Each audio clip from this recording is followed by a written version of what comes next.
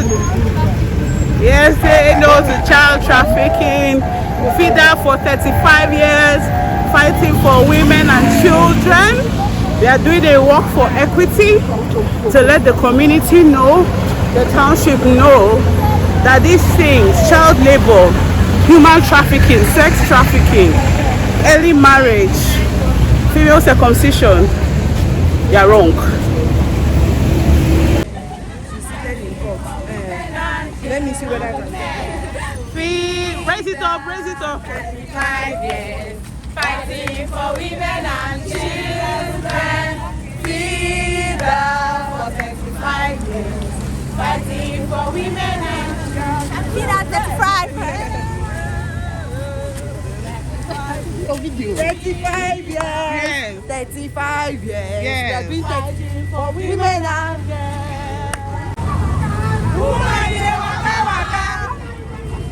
FIDA Rivers is coming. Up, FIDA. Up, FIDA. FIDA, oh yeah! Oh yeah! FIDA, oh yeah! Oh yeah! Up, FIDA! Up, FIDA. Up, FIDA! Up, FIDA. Mama, your pikin dey go school. You dey take am. You dey take am. Don't just abandon your children. For house help. Defilement dey o. Defilement dey o.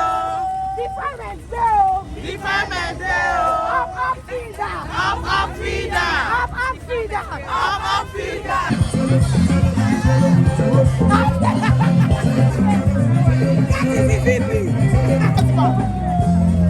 Thou shalt not beat your husband.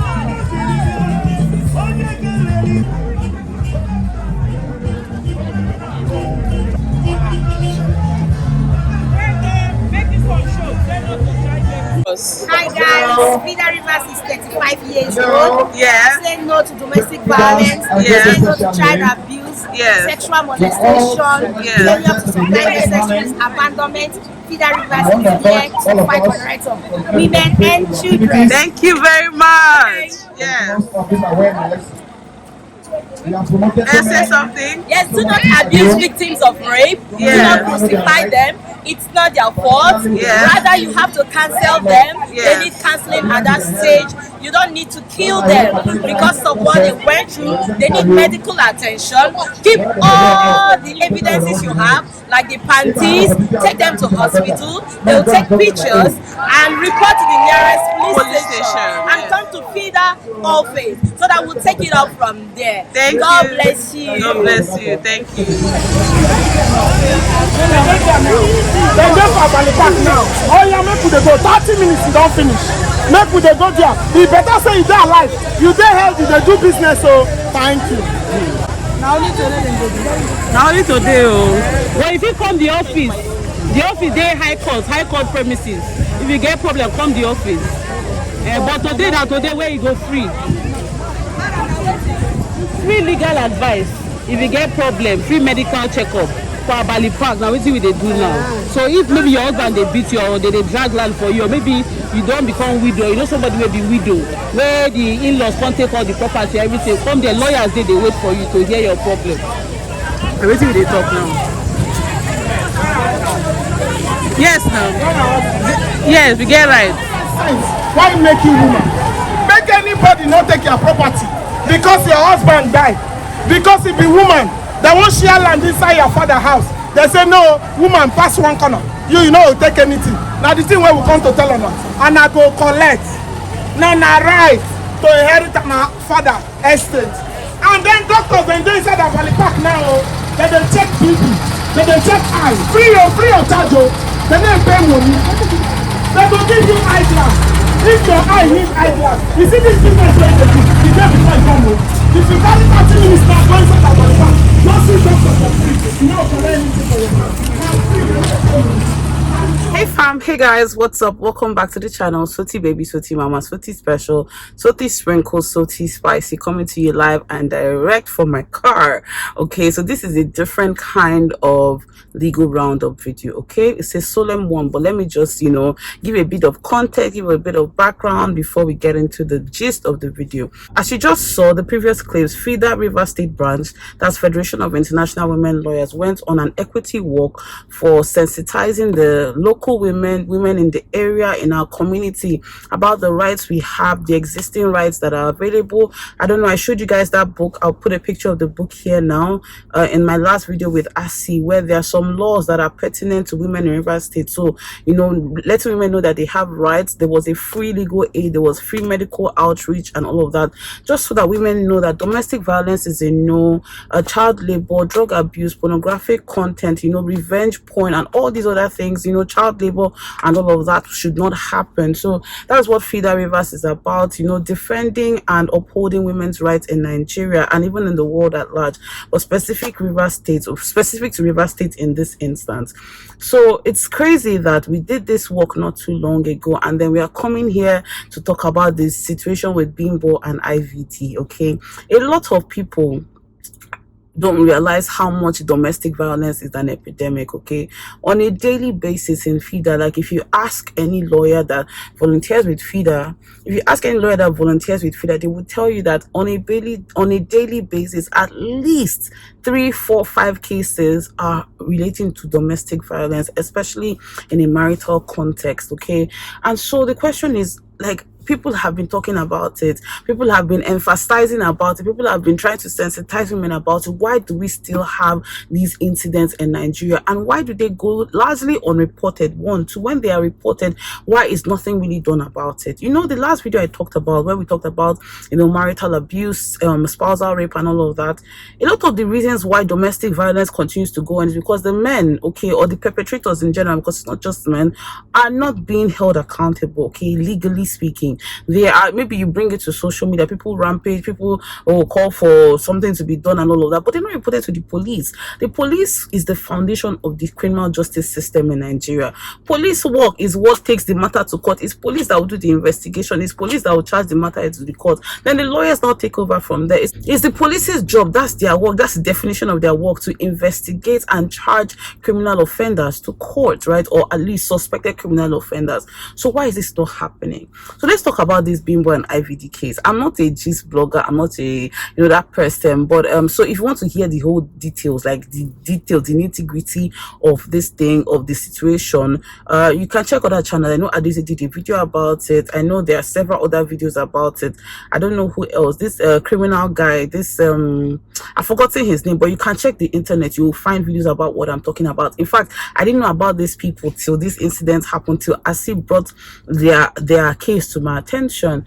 And so apparently, let me just give you a breakdown. Apparently they met when she was quite young, like when she was 18 or something, and then from there they started a relationship. She got obsessed, according to what people are saying, but she got so intense about it because he was a dropout, he was not doing well or something, or he didn't go to school at all, and she was getting funding from her parents, so she used all her money to fund his lifestyle. Okay, so she used her tuition, her school fees. I mean, this is a story of a lot of women. A lot of us have done it. Okay, your boyfriend come, oh, I don't have some money, you now divide your pocket money into two and all of that. But then he escalated, it got really obsessive and toxic. There were several incidents of domestic violence, there were several incidents of child endangerment. In fact, there were several incidents of manipulation and all of that, and it led to the point where allegedly she set herself on fire, and now we are here.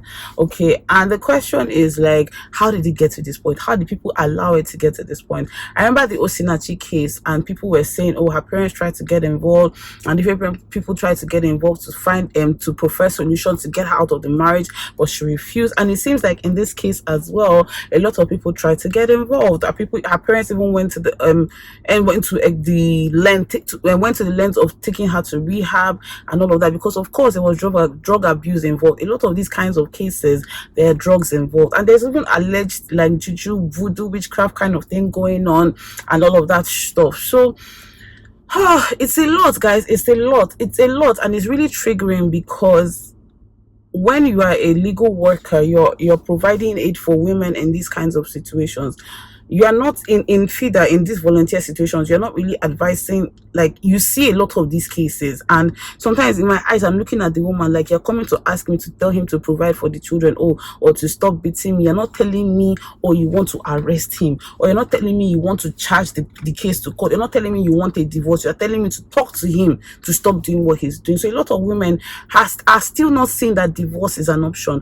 A lot of women are still not understanding that you do not have to be in a marriage. A lot of women, they get angry when you tell them, oh, you are too young to get married. When some older women, or some women who got married in their 30s or much later, tell women that, oh, I think you should actually take a chill pill, that young early marriage, you need to discover yourself, you need to know yourself, you need to do all these things. When people say that, people think, oh, I don't need to discover myself in marriage. I can discover myself outside of marriage. I can discover myself for my father's house. People don't understand the context. Like, 18 years old person is not mentally, you are not mentally capacitated. You are lacking a lot of values. You're lacking a lot of understanding of the intricacies of marriage. Because if you marry early and you marry later in life, the same problems that everybody faces in marriage, you're going to face them, right? So why are you not mentally prepared? Why don't you wait till you're mentally prepared? Then you now say, oh, when people say, oh, marry a man that has something doing, people don't understand it. Oh, I can build with the man. You're building with a man. It means that the man is doing something while you are doing something. Not that the one that you marry somebody and you are doing everything for that man. You lose yourself inside the relationship. It's evidence that she lost herself, giving and giving and giving because she loved him. Love is not toxic, guys. Love is not abusive. Love is not drug abuse, drug binges. It's not endangering your children. And if you actually check, based on what we're even talking about, I'm very certain that a lot of those children did not come out of willing sex, okay? A lot of the children that she had, because she had 5 children. You guys, I'm not one that was in the relationship. I was not there with them. I don't know the details of what happened. But the truth of the matter, and I will keep emphasizing this, is that domestic abuse is not a civil matter. It's not something you can settle. It's not something that when the parents get involved and the girl does not want to go back home, that they leave the matter, that they take it to the police, charge it to the highest authority. Your child will hate you, no problem. But her abuser is in prison. Her abuser is behind bars. Okay, when you keep saying, oh, we'll settle, oh, we tried and she went back, we tried and she went back, you didn't do everything that you could. Okay, so I'm not blaming the parents and everything. I'm just trying to let people know that domestic violence, domestic abuse, and you see, people even saw the children.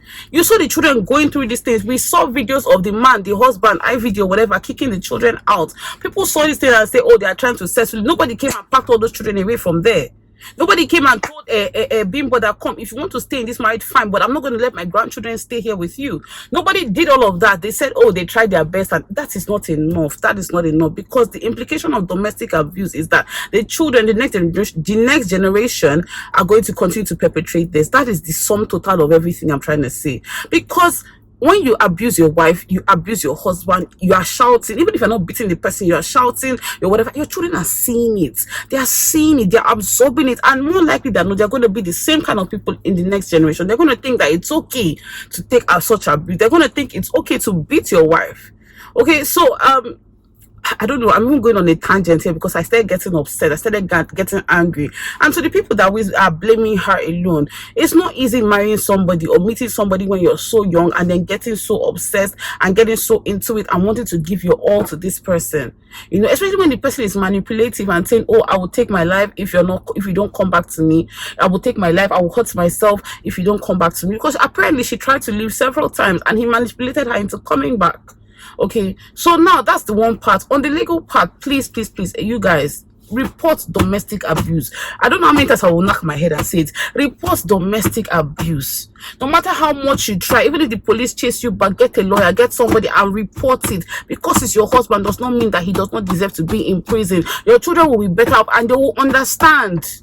They will understand. Leslie, your in-laws will shout at you. Forget them. You are the one that your life is in danger. And perhaps when he sleeps in cell for 2 days, he will now realize what he's doing is wrong.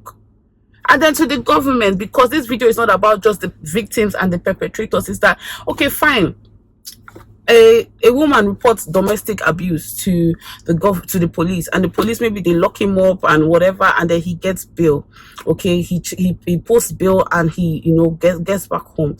A woman who reported a man who abuses her, and is coming back to the home where the same man is abusing her, it means that her life is in danger. It means that her life is in extreme danger. Okay, so what do you do about it? You cannot just say a woman should come back to that kind of house. The government, all states of Nigeria, need to provide effective shelter for women who have suffered any kind of abuse. So state governments and the federal government need to actually look into providing effective shelter, conducive shelter, clean shelter for women who have suffered abuse, because it makes no sense for a woman to come and report to me, a lawyer, telling me that, oh, her body is bruised. She can show me the bruise. I can see the wounds. I can see the marks of the beating that she has endured. And I'm telling her, okay, take this, write this down. We are going to call your husband, and we are going to, do whatever the case may be. And she's going back home to that same husband. And then when the husband gets the letter, gets the petition for him to come to FIDA office or come to the police station, he's aware that his wife has gone to report it, and he wants to tell me that man is not going to kill the woman.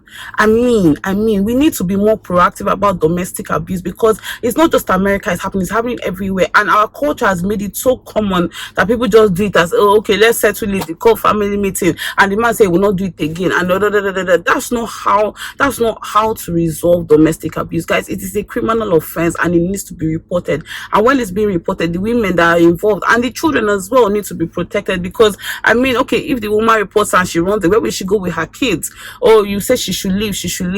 People in those kinds of situations are usually isolated. A lot of the time they don't have anybody, they don't have any place to go. So where are you sending these women to? Where are you asking these women to go to? Okay, we need to understand this thing in a holistic manner. Now that somebody has passed away, she got burnt alive, whether he pushed her into the fire or she lit herself on fire, it doesn't matter. The point is that there are children involved, and even when you would expected her to leave, she had no way to go. Okay, she went home, but did she get effective counseling? Did she get therapy? Did she, or was she like blamed at home? Did she like, I don't even know. Like, let me give you an example. When I was in Canada, I used to braid hair for a living, and I used to babysit sometimes. Okay, so I would babysit for extra change and braid hair for extra change. And there was this client, client that asked me to come braid her hair and her kids' hair. Like, I'm not that great, but it's basic. America now, people just like the fact that their hair is tucked in a protective hairstyle. And so I went to this place. I was like, where is this place? It was inside. I've never even experienced this area of town before. And by the time I got there, I saw a lot of women in the place. They asked me to drop my phone. I dropped my keys. They asked me and told me that they hope I don't have any recording device. I now got to understand eventually that this was a women's shelter. Wow. I was like, oh my God. And the woman explained to me that she had endured domestic abuse for 6 good years, and she had to run away with her kids. So when she ran away with her kids to this place, they provided therapy for her. So she had therapy, I think 3 times a week. Okay, the kids also had therapy. They even had a school close by that was specific for these women, and that nobody was supposed to. In fact, they would tell you that some people, like visitors, because I was braiding hair, whatever, I was allowed to come in, but visitors are not even allowed to come to the shelter. You go and meet your person halfway there, because so nobody knows the address. Because sometimes you say, okay, let the woman run, these men still track you down, and they still try to harm you and harm their kids. You guys have watched the movie on Netflix called Lou. Like, some people are mentally deranged, right? So please, legally speaking, the legal roundup, whatever we're talking about, is fine. This is a learning curve. This is a learning experience for a lot of people. There are still going to be more incidents of this thing, but if we can do something about it, I believe that we need to report these women to the police. We need to make sure that people are prosecuted, and as well as and while we're doing that, we need to keep all the evidence, because when it comes to court, it's he said, she said. It's what everybody is saying, is the evidence we are giving and all of that stuff. So please, we need enough information and all of that. We need enough information, enough evidence, and we need to report these incidences. Don't settle it at home. It's not a family matter. It's not a social media matter. People on Twitter cannot help you. They can only offer you succor or comfort. Online in-laws can only try to settle the issue, but they are not equipped. They're not equipped. based on what the law says, to help and provide a solution. Okay, I hope you guys enjoyed watching this video. Thank you so much for listening to me. I pray Bimbo rest in peace. I pray that she's in a better place, because it's so heartbreaking that a woman had to endure all that and also take part in all that, because I mean, her hands are not completely clean. I pray those children are, you know, in the right hands. Okay, that if not family, at least the government is taking them in and putting them in the right home, because those children, they are greatly affected. Their lives is a delicate balance. Anything can happen between now and whenever, you know, they're out, okay, in the real world. That's when they become adults. So we need to make sure that those children are being taken care of. And I charge the Nigerian government, Lagos State government, River State government, or River State actually has some, and I think Lagos State has too. But I charge all state governments that women's rights should be seen as priority. Women's safety should be seen as priority. So thank you so much for watching, and I'll see you in my next video. Bye.